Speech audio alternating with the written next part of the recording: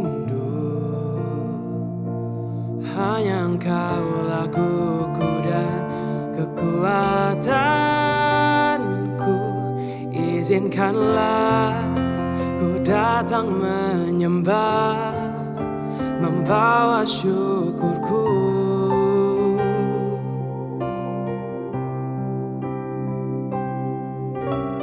Hanya Kau tempatku berlindung, hanya Engkau laguku dan kekuatanku. Izinkanlah ku datang menyembah, membawa syukurku.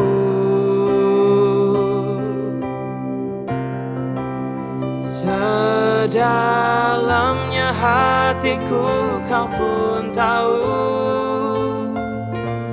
dan kasih-Mu tak jauh dalam jiwaku. Di dalam kesesakan, di dalam kemenangan, ku tahu Engkau selalu bersamaku. Hanya Engkau tempat kami berlindung, Tuhan.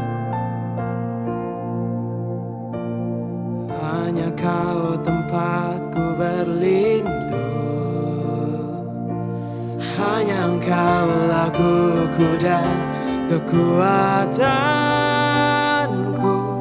Izinkanlah ku datang menyembah, membawa syukurku. Oh, sedalamnya hatiku Kau pun tahu,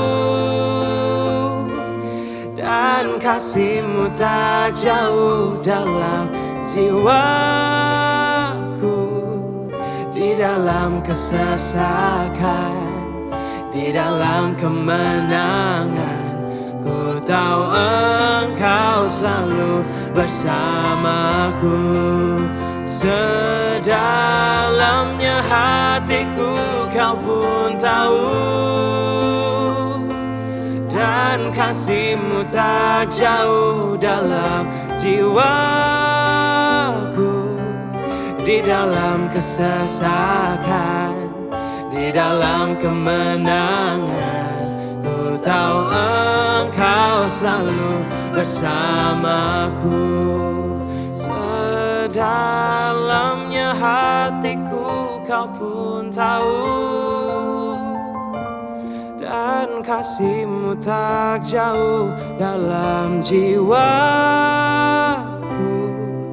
Di dalam kesesakan, di dalam kemenangan, ku tahu Engkau selalu bersamaku.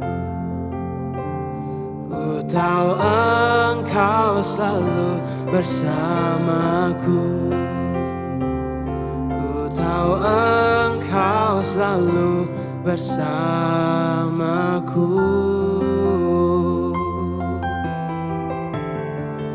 Terima kasih Bapa. Haleluya.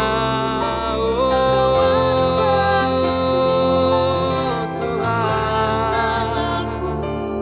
Haleluya. Terima kasih Bapa. Oh, terima kasih Bapa. Haleluya. Haleluya. Oh,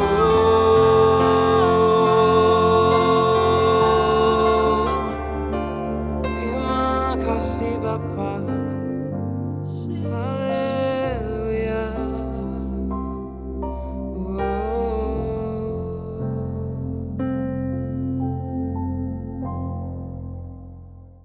Shalom Bapak Ibu, kembali kita berjumpa di dalam Rise Up saat ini. Saya percaya kita semua sudah disegarkan. Bangun pada pagi hari adalah baik buat kita. Dan saat ini kita ada di pembacaan Yohanes pasal 13. Saya ingin menggarisbawahi beberapa hal. Yang pertama, ayat 1-20 adalah sebuah kejadian di mana Yesus membasuh kaki murid-murid. Lalu ia juga memberikan sebuah peringatan kepada Yudas di ayat 21-30. Dan bagian paling akhir yang penting adalah sebuah perintah baru diberikan oleh Tuhan Yesus di ayat 31-38. Dan saya ingin mengambil dari ayat 31-35 bagi kita semua. Dan mengetahui banyak buku-buku yang begitu disukai oleh orang-orang.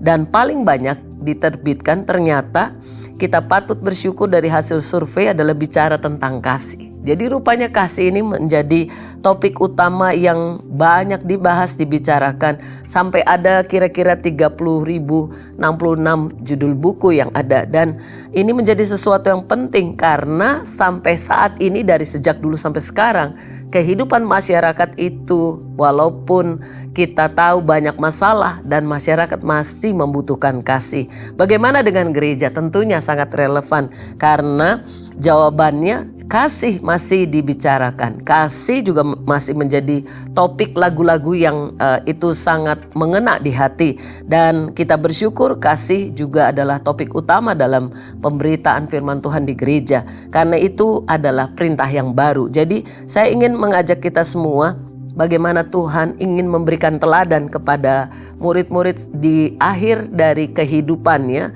Sebelum mengakhirinya, Tuhan menunjukkan hal-hal yang sangat penting, bahkan memberikan perintah yang baru. Setelah Yudas meninggalkan murid-murid yang lain, rasul-rasul yang lain. Jadi seharusnya kita mempraktekkan yang pertama. Kasih itu ternyata di ayat 31 dan 34 memiliki sebuah daya tahan. Sesudah Yudas pergi, berkatalah Yesus, sekarang anak manusia dipermuliakan dan Allah dipermuliakan di dalam dia. Ayat 34-nya, aku memberikan perintah baru kepada kamu, yaitu supaya kamu saling mengasihi sama seperti aku telah mengasihi kamu, demikian pula kamu harus saling mengasihi. Jadi kita percaya kita bisa melakukan kasih. Kasih manusia itu gampang luntur. Gampang sekali kita dikecewakan oleh orang. Dan bahkan ketika orang menyakiti, mengkhianati. Tapi Tuhan Yesus itu memberikan sebuah teladan dan juga perintah baru bahwa kita pasti cakap menanggungnya. Kenapa? Perintah baru di sini artinya sebuah perintah yang segar. Artinya kasih kita harus selalu segar buat sesama. Kenapa? Karena seperti kasih Tuhan yang hidup dalam kita itu tidak akan luntur dan goyah. Kalau kita membangun terus hubungan kita dengan Tuhan di dalam kasih, maka kasih Yesus dalam hidup kita tidak berubah selama-lamanya. Karena kasih Tuhan itu tidak berkesudahan, tidak habis-habis rahmatnya baru setiap harinya buat kita semua. Amin Bapak Ibu. Yang kedua adalah kasih itu bukan hanya sekedar teori, tapi harus diwujud nyatakan atau dipraktekkan. Ayat 34 dikatakan, aku berikan perintah pada kamu supaya kamu saling mengasihi. Sama seperti aku telah mengasihi kamu, demikian pula kamu harus saling mengasihi. Jadi digarisbawahi, seperti aku mengasihi kamu, demikian kita bisa mengasihi sesama ketika kita memiliki kasih Yesus. Jadi bejana kita seperti ibaratnya gelas itu sudah luber penuh karena kasih Tuhan melimpah dalam hidup kita, sehingga kita mampu berbagi dan tidak akan pernah kekurangan. Jadi karena itu bagaimana mengisi lubernya bejana kita? Kalau kita punya hubungan terus dengan Tuhan, maka bejana kasih kita akan terus diisi oleh Tuhan dan kebenarannya. Maka kita percaya kita mampu mengasihi sesama melalui ungkapan sama seperti Tuhan mengasihi, kita juga bisa mengasihi yang lain karena kita tidak lagi berteori tentang kasih, tapi mewujud nyatakan seperti Tuhan memberikan contoh dan juga meneladani dalam kehidupan kita dengan mati di atas kayu salib, menderita buat kita, dan itu bukti kasih yang tiada taranya. Yang ketiga, yang terakhir, kita semua harus memiliki kasih agape Tuhan.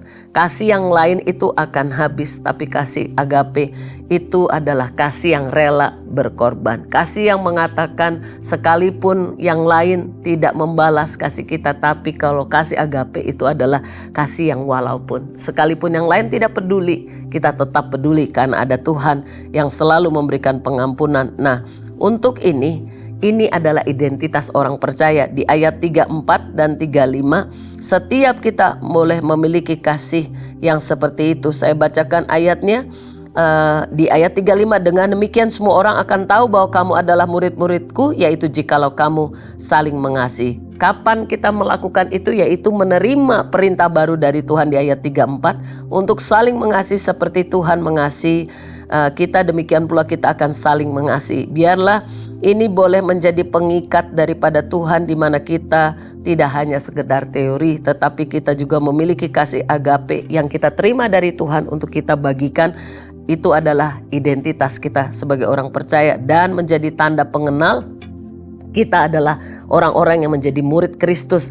Kita boleh menjadi suratan terbuka yang akan dinikmati banyak orang. Jadi kita semua menyandang identitas Tuhan. Relakah kita memberi kasih kepada yang lain, berbagi, berkorban, menyapa, tetap tersenyum sekalipun tidak dibalas, dan tetap mengampuni orang yang bersalah kepada kita? Saya percaya kita mampu karena kasih Tuhan Yesus itu terlalu tinggi, terlalu dalam untuk bisa dibicarakan, dan itu sangat mahal bagi kita semua.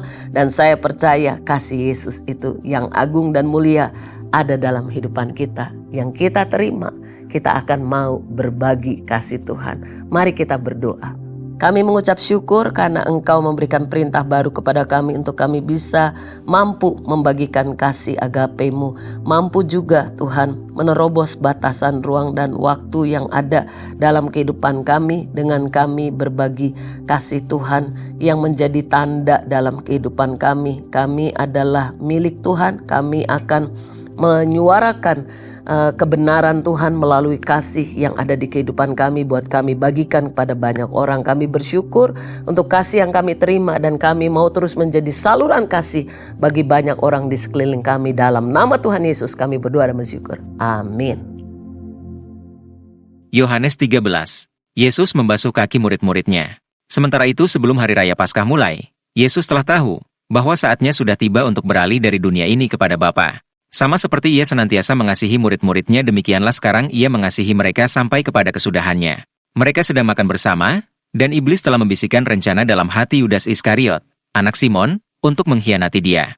Yesus tahu bahwa Bapanya telah menyerahkan segala sesuatu kepadanya dan bahwa ia datang dari Allah dan kembali kepada Allah.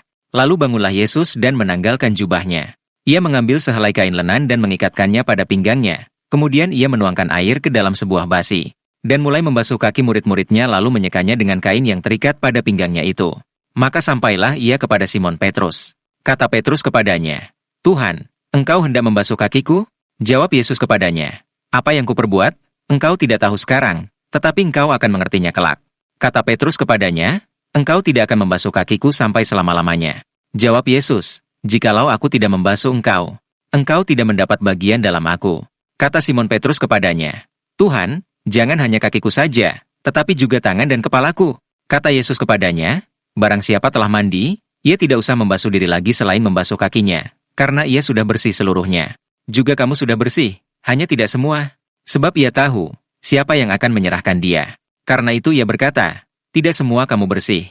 Sesudah ia membasuh kaki mereka, ia mengenakan pakaiannya dan kembali ke tempatnya. Lalu ia berkata kepada mereka, "Mengertikah kamu apa yang telah kuperbuat kepadamu? Kamu menyebut aku guru dan Tuhan, dan katamu itu tepat, sebab memang akulah guru dan Tuhan.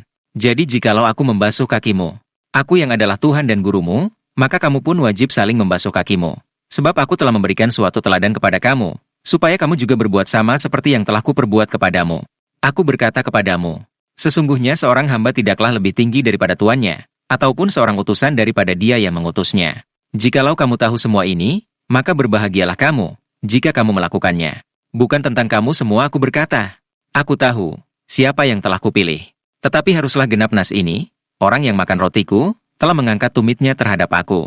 Aku mengatakannya kepadamu sekarang juga sebelum hal itu terjadi, supaya jika hal itu terjadi, kamu percaya bahwa akulah dia." Aku berkata kepadamu, sesungguhnya barang siapa menerima orang yang kuutus, ia menerima aku, dan barang siapa menerima aku, ia menerima dia yang mengutus aku. Yesus memperingatkan Yudas. Setelah Yesus berkata demikian ia sangat terharu, lalu bersaksi, aku berkata kepadamu, sesungguhnya seorang di antara kamu akan menyerahkan aku.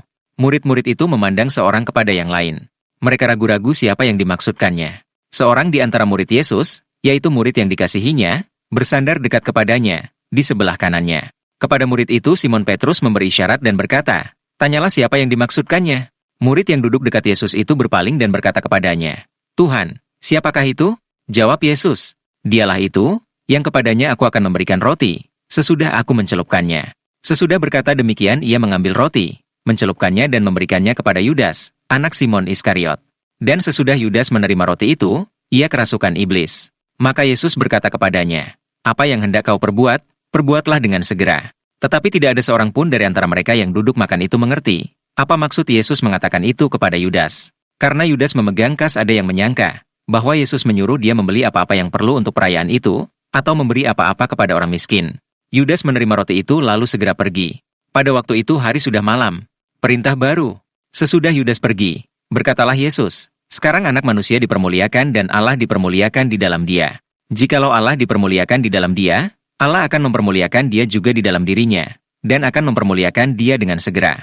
Hai anak-anakku, hanya seketika saja lagi aku ada bersama kamu. Kamu akan mencari aku. Dan seperti yang telah kukatakan kepada orang-orang Yahudi, ke tempat aku pergi, tidak mungkin kamu datang. Demikian pula aku mengatakannya sekarang juga kepada kamu. Aku memberikan perintah baru kepada kamu, yaitu supaya kamu saling mengasihi. Sama seperti aku telah mengasihi kamu demikian pula kamu harus saling mengasihi. Dengan demikian semua orang akan tahu, bahwa kamu adalah murid-muridku, yaitu jikalau kamu saling mengasihi. Yesus memperingatkan Petrus. Simon Petrus berkata kepada Yesus, Tuhan, kemanakah engkau pergi? Jawab Yesus, ke tempat aku pergi, engkau tidak dapat mengikuti aku sekarang, tetapi kelak engkau akan mengikuti aku. Kata Petrus kepadanya, Tuhan, mengapa aku tidak dapat mengikuti engkau sekarang?